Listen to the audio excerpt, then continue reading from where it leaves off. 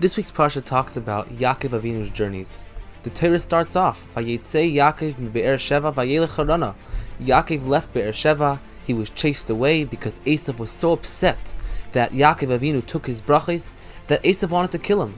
So Yaakov has to set out and he leaves.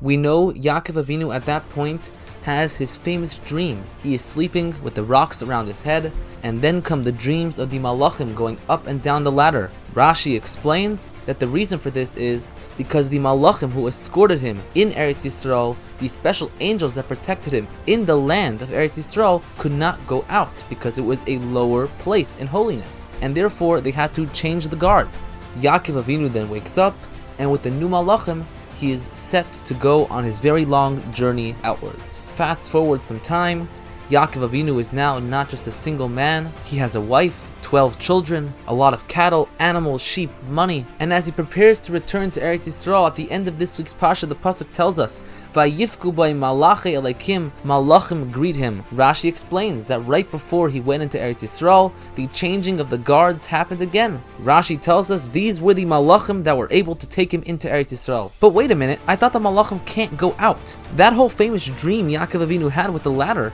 show that the Malachim cannot leave Eretz Yisrael. So what is going on here that now that Yaakov is returning, all of a sudden now the Malachim who were not meant to leave Eretz Yisrael now come out of Eretz Yisrael to greet him? Clearly he didn't need protection. I'm sure the Malachim that were protecting him outside of Eretz Yisrael were doing just fine.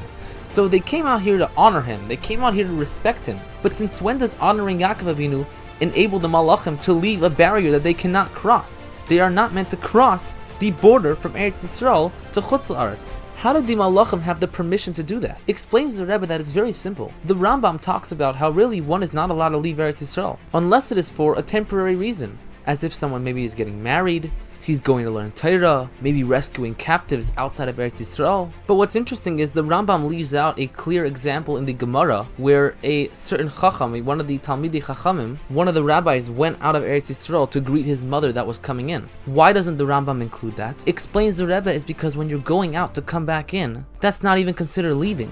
And therefore in our case, the Malachim were allowed to come out of Eretz Yisrael, because at that point it wasn't really considered leaving. Once he was on his way back in, it was as if he was already there. But explains the Rebbe, it's so much deeper. Because when Yaakov Avinu was sent away because Esav wanted to kill him, he wasn't running away for his dear life. He knew there was a purpose in going. He knew the purpose was to eventually get married. And that was not an easy endeavor. He had to deal with Lavan, who made Yaakov work for 14 years to marry his 2 wives. But Yaakov didn't view his avodah as a detour, running away from his brother. Yaakov viewed his avodah as being mevar than its 14 years of work elevating the sparks that were in that area. And fast forward all those years later, he literally turned that area outside of Eretz Yisrael into Eretz Yisrael itself. It was as if it was added into Eretz Yisrael. He didn't lose sight of where he came from, and he didn't lose sight of his goal. And therefore, he took his goal and he brought it to the world. He turned Haran, he turned the land that he was in to an extension of his home, to an extension of Eretz Yisrael.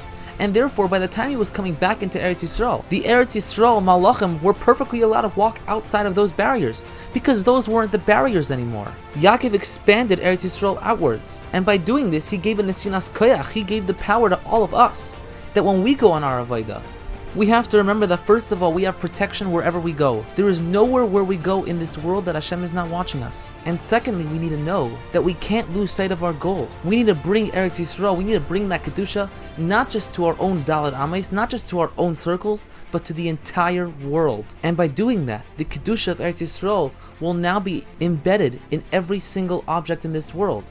And it is this precise avodah that will ultimately lead us to the coming of Mashiach. May he come speedily in our days. Wishing you a good Shabbos.